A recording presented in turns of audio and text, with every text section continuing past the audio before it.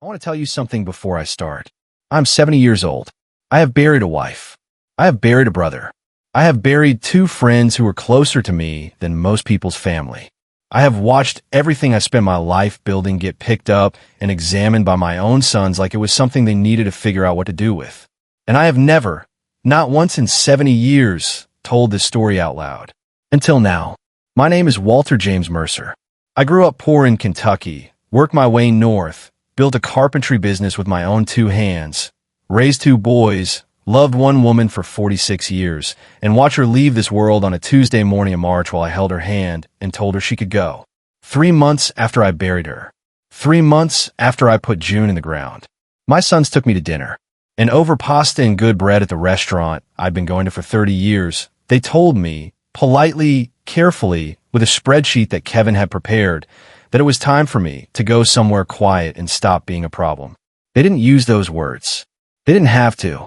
I understood, and I folded my hands on that table. I looked at my boys, the ones I had coached and carried and poured every decent thing I knew into, and I said very quietly, "All right, I understand." They thought I was giving up. What I was actually doing was deciding. Stay with me. Because what happened next took 14 months. And every single step of it was deliberate. And by the time it was over, the two men who had sat across that table from me, the two men who had already mentally sold my house and sorted my tools into storage, were sitting in my garage on a Saturday morning with sawdust on their hands and tears on their faces. And I hadn't raised my voice once. Not once. I never do. Part 1. Let me tell you who I am. Before I tell you what they did, I need to tell you who I am. Not what I accomplished. Not what I built. Not the resume of a man. Who I am. Because that's what this whole story is about. I was born in 1954 in Harlan County, Kentucky. If you know Harlan County, you know. If you don't, coal country. Hard country. The kind of place where men went underground every morning and came back up every evening, and the fact that they came back up was considered a good day, not a given. My father, Thomas Mercer, worked the mines for 22 years. He had hands like slabs of oak, wide, flat, permanently dark at the knuckle joints where the coal dust had gone deep enough that soap couldn't reach it. He was not an expressive man. He said what needed saying and left the rest alone. He told me he loved me 4 times in my entire childhood. I remember all 4 occasions. I remember where we were standing, what the light looked like, what he smelled like, work and engine oil, and sometimes on Sundays, the bay rum aftershave my mother gave him every Christmas. 4 times. That was enough. Because when Thomas Mercer told you something, he had already decided it was true before he said it. His words had the weight of things that couldn't be taken back. He gave me his father's tools when I left. Hammer. 3 chisels. A level. A handsaw with a cracked handle wrapped in electrical tape. He put them in a canvas bag and set the bag on the passenger seat of my truck, and he stood at the door with his arms crossed, and he said, "Those will take care of you if you take care of them." I drove north. I was 18 years old, and I had $40 and those tools and a willingness to work that I think was the only real inheritance my family ever had. Not money, not connections, just the deep-seated conviction that if you showed up and did the work honestly, the work would eventually become something. It did. 40 years of it. I want to tell you about my wife, June Louise Alderman. I met her at a diner in Columbus in 1974. She was waitressing her way through nursing school. She had dark hair and a way of looking at you like she was deciding something, not judging, deciding. Like she was a person who made up her mind carefully and kept it once she did. I sat at her counter 3 mornings in a row before I said anything beyond my coffee order. On the 3rd morning, she set my cup down and said, without me asking, "I'm June. You've been trying to say something for 3 days. Say it." I said, "I'd like to take you to dinner." She said, "Thursday, 7 o'clock. Don't be late." I was not late. We were married 14 months later. 46 years. 3 miscarriages before Kevin arrived. 1 after. She never talked about those years the way some women do. Not because she hadn't felt them, but because June was the kind of person who carried her grief privately and her joy publicly, and she had decided, at some point, that the joy was the part worth sharing. She was the better half of me in every way I can count, and several I can't. When she got sick, I made a decision. I'm not a demonstrative man.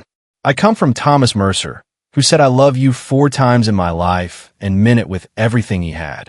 Demonstration is not my language. Building is my language. Providing is my language.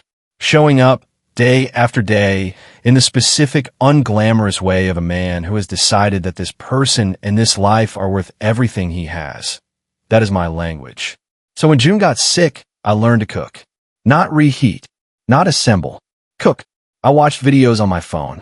I called her Sister Martha and asked for recipes. I practiced her pot roast 4 times before I got it right. I grew tomatoes in the garden outside the kitchen window because she liked to see something growing. I sat with her every single day of the 7 months, and I read to her in the evenings. Not sad books, never sad books, stories with forward motion, stories where the protagonist keeps going, because June had always believed in forward motion. She left on a Tuesday. Early morning, the light coming in sideways through the bedroom curtains. I held her hand. She looked at me one last time. She did not say anything. She didn't have to. I want you to understand who June was to me before I tell you the rest of this story. Because the thing my sons missed, the thing that made their dinner conversation so deeply, painfully wrong, was this. They thought losing June had broken me. They looked at their 70-year-old father, alone in his house 3 months after burying his wife, and they saw a problem. A liability. A man whose usefulness had run out and who needed to be placed somewhere manageable before he became someone's emergency. They did not see what I actually was. I was a man who had just lost the most important person in his life, and who was still here, still standing, still, every morning, making coffee in the same percolator and going to the garage and putting his hands on wood. Because that is what Thomas Mercer's son does when the world takes something from him. He gets up. He goes to work. He builds something. Part 2. The dinner. I knew what the dinner was going to be before we got there. Kevin called me a week before and said, "Dad, can we take you out? Just the 3 of us, Carlucci's." And there was something in his voice, a particular kind of careful, that told me he had something he'd prepared to say.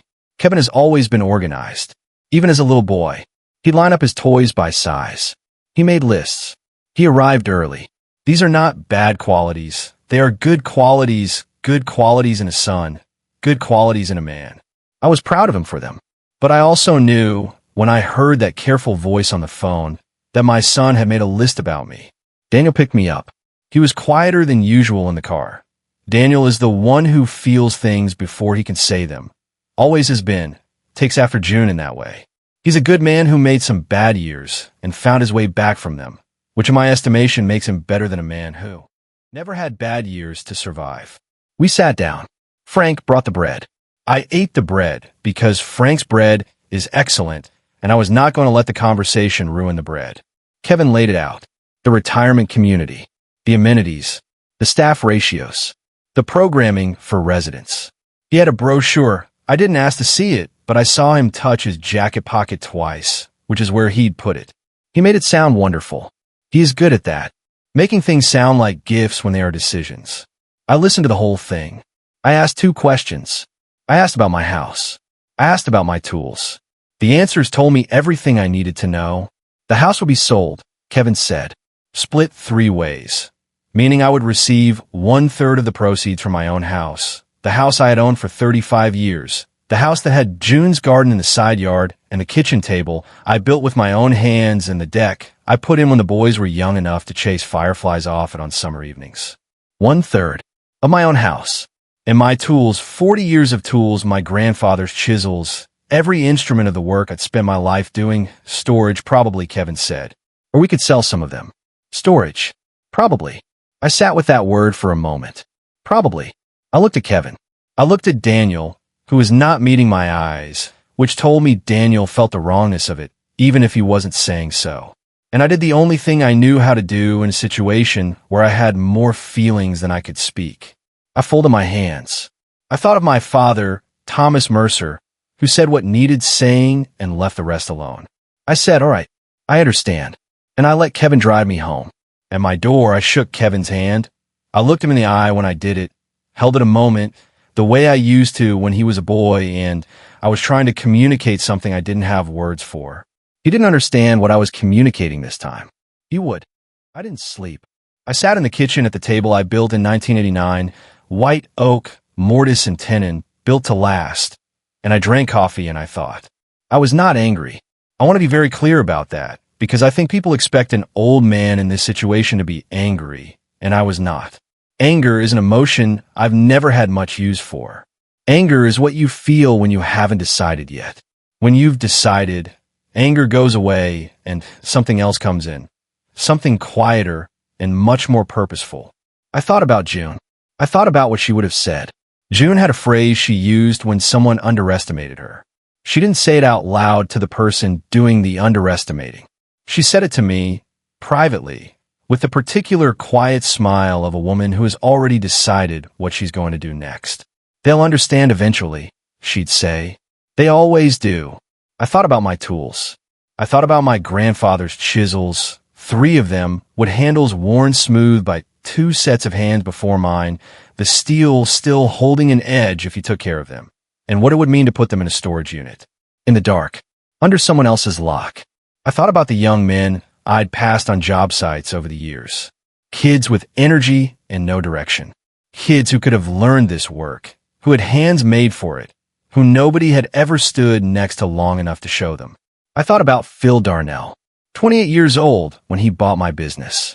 The same hungry look, the same willingness, the same need for someone to stand beside him and say, try it again, take your time. And then I thought about something my father told me once. I was 15. We were in the shed behind the house, his shed where he kept what tools he had, and I'd broken the handle of a mallet trying to force a joint that wasn't fitting. He picked up the broken handle. He turned it over in his hands. He said, Walter, when a joint won't fit, you don't force it. You take it. Back to the bench. You find out where the measurement went wrong. Then you fix the measurement, and the joint fits itself. I sat at my kitchen table at 2 in the morning.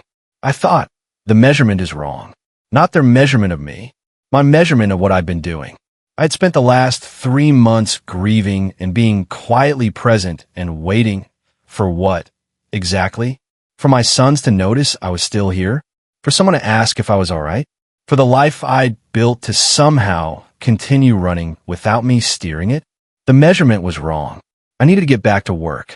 I finished my coffee. I went to the garage. I turned on the bench light. The single incandescent bulb on the adjustable arm that I've had since 1983 that puts out more honest light than any LED anyone has ever tried to convince me is better. I picked up a piece of white oak I'd had drying for 2 months. I started working. Part 4, the 14 months. I'm going to tell you what I did, step by step, not to impress you, because I want you to understand that what looks like a dramatic conclusion is always the result of daily work that nobody saw. The visible moments, the letter, the envelope on the table, my boys in the garage, none of that happens without 14 months of 6 o'clock mornings and one decision at a time. First thing I did, I called Phil Darnell. Phil was running the business. Good man, capable man, but still learning. There were things I'd known for 20 years that he was figuring out through trial and error is expensive when you're running a crew of 12. I called him and I said, I have time on Tuesdays. If you want to talk through problems, I'm available. He said yes before I finished the sentence. We started talking on the phone. Then he started coming by on Saturday mornings. I made coffee. He'd bring whatever was frustrating him that week. A difficult client, a foundation issue, a subcontractor problem. Idealisten. I'd ask questions. Sometimes I'd have answers. Sometimes I'd just help him think it through. It felt like work. It felt like being useful. Do you understand what useful feels like when you've been wondering if your useful days are behind you? It feels like oxygen. Second thing, I called Margaret Shin. Margaret had handled my business contracts for 20 years. Sharp woman. Careful. The kind of attorney who reads everything twice and never tells you what you want to hear when the truth is something else. I told her I wanted to rewrite my will. She asked what I had in mind. I told her. She was quiet for a moment. Then she said, Walter, this is going to take some time to structure correctly. I said, I have time. We met 3 Saturdays in a row, then 2 more, then once more after that. I brought notes, the same yellow legal pad I'd always used for project planning, and we worked through every piece of it. Third thing, I joined the Woodworking Guild. I've been meaning to do it for 15 years, and always had a reason not to. Too busy, running the business. The boys needed this or that. June needed me at home. Always something that came first. There was nothing that came first anymore. I walked into the first meeting on a Wednesday evening in October. 8 people around a table in a rented workshop. Retired tradesmen, mostly. A retired high school teacher who'd taken up turning. A woman in her 40s who'd taught herself to carve. A college kid learning chairmaking. I sat down and I listened. I hadn't just sat and listened in a room full of strangers since I was 18 years old. I had forgotten how much you can learn when you're not the one talking. Fourth thing, I started teaching. The guild offered evening and weekend classes. Basic joinery, hand tools, introduction to furniture making. They needed someone who could teach the beginning class. I never taught formally. I taught on job sites for 40 years, shown apprentices how to do things, explained the why behind the what, but never in a classroom, never with a curriculum. I built one. It took me 6 weeks. I wrote out every skill in sequence. What you needed to know before you could learn the next thing. How long each skill took to develop. What the common mistakes were and why people made them. I wrote it the way I planned a complex project, from foundation to finish, nothing out of order. 8 students my first class. I stood at the front of the room on the first Saturday, and I looked at them, a 19-year-old kid, a middle-aged woman, a retired firefighter, an architect who'd never worked with his hands, and I said, I'm going to teach you to cut a joint that will hold together without glue or screws for the rest of your life. It'll take you longer than you think it should. You'll want to hurry, and the hurrying will ruin it. When you finally get it right, you'll understand something that I can't explain in words. Are you ready? They were ready. Fifth thing, and this one took the longest. I started writing letters. Not to my sons. Not yet. To every person I had ever built something for. Every client. Every homeowner. Every family that had a Mercer-built deck or kitchen or piece of furniture. I went through my records, 30 years of job files, each one in its folder in the cabinet in the office corner of the garage. And I found names, found addresses, found the notes I'd kept on every project. I wrote to them, not long letters. 1 page. I reminded them who I was. I told them I was thinking about legacy, what work means after the work is done. I asked one question. Is what I built you still standing? And does it still serve you? 112 letters. 97 responses. 97. Every single response said yes. Yes, the deck was still solid. Yes, the kitchen had held up through 3 generations of cooking. Yes, the bookshelf was still in the same room, still holding the same books, and the grandchildren climbed on it now. The city. I'd spoken to Phil. I'd spoken to 2 nonprofit organizations that worked with young people who had aged out of the foster care system. Kids who were 18, 19, 20 years old, capable of anything, handed a check and an address and told good luck. Kids who needed exactly what nobody had given them. Someone to stand beside them and show them how to do something real. The house would become a training center. Carpentry, construction, hand skills, the things I knew, my tools, all of them, including my grandfather's chisels, were already cataloged. Every tool described, its history noted, its use explained. I had spent 2 months on the catalog. It read, I admit, like a man writing letters to people he loved. Because it was. The retirement savings were intact. Margaret had helped me restructure. I had enough to live on. I didn't need my son's management. Phil's company had offered me a consulting position, Tuesday afternoons, Saturday mornings, whatever I could give. The income was modest. It didn't matter. I wrote these things in the letter, and then I wrote the part that took me the longest. I wrote about their grandfather. I wrote about Thomas Mercer, who worked underground for 22 years and gave his son a bag of tools and said, those will take care of you if you take care of them. I wrote about what it meant to be handed something by your father. Not money, not property, but something made, something with work inside it, something that asks you to be worthy of it. I wrote about June. I wrote that she had been the better half of me. That 46 years was not long enough. That every morning I made coffee in the same percolator and sat at the table I built in 1989, and I could still, on certain mornings, when the light came in at the right angle, see her at the window, checking on her tomato plants. I wrote that I was not a man who was waiting to be put somewhere. I wrote, I'm not finished. I have not been finished a single day of my life, and I do not intend to start now. And then I wrote something for each of them. For Kevin, I wrote about the hammer. He was 7 years old. He wanted to use the framing hammer because it was the biggest one. I took it from him and gave him the finish hammer and explained that the right tool is not the biggest tool. It's the one that fits the work. He argued with me because Kevin at 7 argued about everything, the same way Kevin at 47 argues about everything. But he used the finish hammer, and the nail went in straight. I wrote, "You still argue about the hammer. You're still right that the framing hammer looks more impressive. You're still wrong about which one fits the work. But you're starting to understand the difference, and I am proud of you for it." For Daniel, I wrote about the mortise. He was 11, a Saturday afternoon in the garage. He cut the best mortise I had seen from a beginner. Walls clean, bottom flat, corners true. I didn't make a big deal of it at the time because Daniel at 11 didn't need praise. He needed to trust himself, and praise too soon can interrupt that. But I kept the test block. Third drawer of the workbench. I wrote, "I kept it because it was the first time I saw you be patient with something difficult. You are good at this work when you don't rush it. I have watched you rush too many things in the last decade. I think you know that. The patience is still in you. I can prove it." Third drawer. I sealed the letter in an envelope. I wrote their names on the front in my hand. I put on a kitchen table. I made dinner. I waited for them to come. Part 6. The envelope. They read it at my kitchen table. I went to the garage because I wanted to give them room and because I needed to keep my hands on something. I was not nervous. I don't get nervous in the ordinary sense. But I was aware that something was shifting the way you're aware when a joint fits, right? Not with noise, just with a particular quality of stillness that means the thing is where it belongs. I heard Daniel go to the garage before Kevin did. I heard the third drawer open. I kept working. I didn't turn around. After a while, I heard him behind me. "I found it," he said. I turned off the water. "Dry my hands." Turned around. He was holding the oak block, the small one, 4 inches square, rough on 3 sides. The mortise on the 4th side, 33 years old and still clean. His name on the masking tape. His age. My handwriting.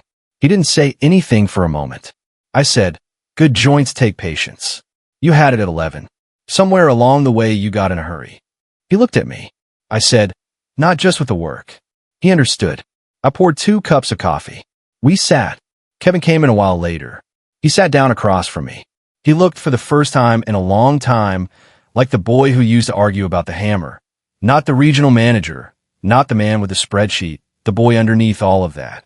He said, "I didn't see you." Just that. "I didn't see you." I nodded. "You do now," I said. That was all that needed saying. Part 7. What I built next. Spring came. I had 2 young men in my garage on Tuesday afternoons. Isaiah, 19 years old, 6'2", hands the size of my father's hands, the kind of natural strength that has nowhere to go if nobody points it toward anything useful. He'd been in 4 foster homes by the time he was 16, aged out of the system at 18, working odd jobs, smart enough to make a good life if someone gave him the tools. I gave him the tools, the real ones, the ones from the cabinet. I put a chisel in his hand the same way my grandfather's hands had guided my father's hands, and my father's hands had guided mine. The first day, he held it like a weapon. I said, "It's not a weapon. It's a conversation. You're talking to the wood. The wood will answer if you listen." He looked at me like I was slightly strange. I said, "I know. Try it anyway." He tried it. Marcus came a few weeks later. 22. Similar story, different chapters. He had ambition.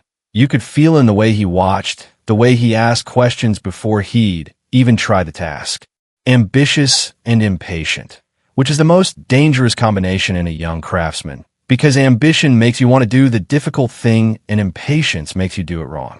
I knew that combination from the inside. "Slow down," I told him probably 40 times in the first 2 months. "I know," he'd say. "Then do it." He did it. By May, both of them were cutting joints. I would have been satisfied to put in production work. By July, Phil had come to watch them work. By September, Phil had offered both of them positions on his crew when they were ready. Kevin started coming on Saturday mornings. He didn't announce it. He appeared one Saturday with groceries. He'd noticed the fridge was low, which meant he'd been paying attention, which meant the letter had done its work. and then he was there the next Saturday and the one after that. He didn't pretend to be a carpenter. Kevin is not a carpenter and never will be, and he knows it. I know it. We've known it since the hammer conversation when he was 7. But Kevin can organize a complex multi-part project with limited resources and competing deadlines, which is exactly what turning a private residence into a functioning non-profit training facility requires. I watch my son, my careful, organized, sometimes infuriating son, sit at my kitchen table with grant applications and zoning documents and liability forms and bring the same focused energy he brought to quarterly reports to the work of building something that would last after both of us were gone. One Saturday morning, I stood in the doorway between the garage and the kitchen and I watched him. He had papers spread across the table I built in 1989. He was on the phone with the city. He was using his work voice. But the work he was doing was real. Work. The kind that matters. The kind you do because it's right, not because it's comfortable. I went back to the garage. I picked up my chisel. I thought about Thomas Mercer in the shed behind the house. Those will take care of you if you take care of them. Yes. Yes, they will. Daniel came back to woodworking. He started slow, coming by on Tuesday mornings before the boys arrived, just to work alongside me in the quiet. He didn't talk much. Daniel never talked much in the shop. He was always the one who felt things before he could say them. He started a table. A desk, he said, for his daughter Lily. She was 13 and needed a proper desk, and he'd been meaning to build her one for 2 years. I watched him work on that table for 4 months. I watched him measure, watched him cut, watched him catch himself rushing and stop, put down the tool, breathe, start again. The first set of joints was off by a hair, barely visible, but he felt it. He didn't try to compensate. He cut them again. The second set was right. I didn't say anything. He glanced at me. I went back to my own work. He understood. When the table was done, white oak, mortise and tenon, no screws, no glue, he loaded it into his truck on a Tuesday evening. He drove it to his daughter's house. He carried it up to her room. He called me from the truck afterward. He didn't say much, just that she'd run her hand across the top and asked if he'd built it. And when he said yes, she said, "It's really good, Dad." His voice on the phone was the voice of a man who has just understood something. I said, "Come back Thursday. I'll teach you to flatten a top by hand." He came back Thursday. Part 8, Thanksgiving. Last Thanksgiving, 22 people in my house. Kevin and his family, Daniel and Lily, Phil and his wife and kids, Isaiah and Marcus, 2 of the guild members who'd helped build the curriculum, Frank from Carlucci's, who had become a Sunday dinner regular somewhere in the course of all this, the way real friendships develop without either person planning it. The dining room, table seats 8. We had 3 tables running through the dining room and into the living room, borrowed chairs from the church hall down the street, mismatched tablecloths that Kevin's wife Sandra spent 20 minutes trying to coordinate before I told her mismatched was fine. Mismatched is what real families look like. I carved the turkey at the head of the table. My hands are more arthritic than they were. The right one especially, the knuckles have swollen enough that my grip is different than it used to be, adjusted, compensated. I hold the knife differently than I did 20 years ago. Differently, but not worse. I carved that turkey perfectly. When I put down the knife and looked at the table, all those faces, all those plates, the noise and warmth of 22 people gathered around food in a house that had held a lot of winters and was going to hold a lot more. I looked for my sons. Kevin was at the far end, in conversation with Marcus about something, his hands moving the way they do when he's explaining a plan. Organized, engaged, present. Daniel was beside Lily, his daughter, who had her grandmother's eyes and was apparently explaining to Isaiah how to sketch a room's proportions before you plan the furniture, which was something she'd asked Daniel about when he was building her desk, which Daniel had asked me about, which I had learned from watching June arrange rooms for 46 years. A line of knowledge, passed person to person, generation to generation. I thought about Thomas Mercer in the shed behind the house. I thought about June at the window with her tomato plants. I thought about my grandfather's chisels, now in the third drawer of a workbench that 18-year-old Isaiah had helped me build from white oak on a Tuesday afternoon in September. Mortise and tenon. No screws. No glue. Just what fitting into wood the way it was meant to. I raised my coffee cup. Daniel, across the table, saw me. He raised his. No words. There were never words for the things that mattered most between us. The table held everything. Epilogue. What I want you to know. I am 70 years old. I have worked for 52 of those years. I have lost my father and my mother and my brother and my best friend, Ray Kowalski, who died of a heart attack on a Wednesday morning in 2017 in his driveway in Westerville with his briefcase in his hand, which is about the most Ray thing that could have happened because Ray was always already leaving for the next place. I have lost June. I'm still here. I want to say something to any older person watching this who has felt the thing I felt at that restaurant table. The thing of being looked at by someone you love, someone you raised, someone you watched learn to walk, someone whose hands you taught to hold a hammer, and seeing in their eyes that they have already made a decision about you. Not a cruel decision, not a hateful one, a managerial one. The decision that you are a situation to be handled rather than a person to be known. If that has happened to you, I want you to hear this from a 70-year-old man who has been there. You are not finished. Whatever you built, whatever work you did, whatever love you gave, whatever you poured yourself into for 30 or 40 or 50 years, is still in you. It does not leave when the career ends, or the house empties, or the body slows down. The measurement your children made of you is wrong. Not because they're bad people, because they're measuring the wrong thing. They're measuring output, production, the visible, countable contribution, and they're comparing it to what it used to be and finding the difference. But that is not the right measurement. The right measurement is, who are you?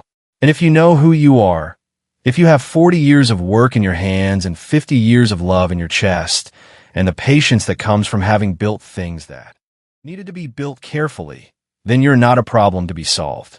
You're a resource. You are a teacher. You are someone with the most valuable thing any human being can possess. Time behind you, wisdom earned the hard way, and enough living left ahead to pass it on. Get up. Go to your version of the garage. Find your version of the yellow legal pad. Write down what you know. Find someone who needs to know it. Teach them. Build something.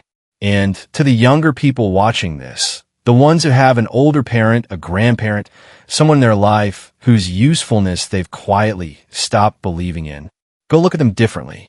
Not with pity. Not with management plans and brochures and spreadsheets. Look at them the way you look at a piece of old wood that's been curing for 50 years. Not as something past its time, but as something that has finally become fully what it was meant to be. Dense, stable, full of rings that tell you everything about the weather it survived. Ask them what they know, then be quiet and listen, because they're going to tell you something that takes a lifetime to learn, and they're offering it to you for free, and the window for that offer is not open forever. Don't wait until the window closes. I'm telling you this from the other side of a lot of closed windows. And I'm telling you, you have time. Right now, in this moment, you have time. Use it. I woke up at 6 this morning, same as I have for 50 years. I made coffee in the same percolator I've owned since 1988. I went to the garage. I turned on the bench light. I picked up a piece of oak. And I got to work. If this story found you at the right moment, leave a comment. Tell me what you're building. I want to know. And if there is someone in your life who is 70 years old and still standing, go call them. Right now, before the next video starts. Go call them. Thank you for staying until the end. I'll see you in the next one.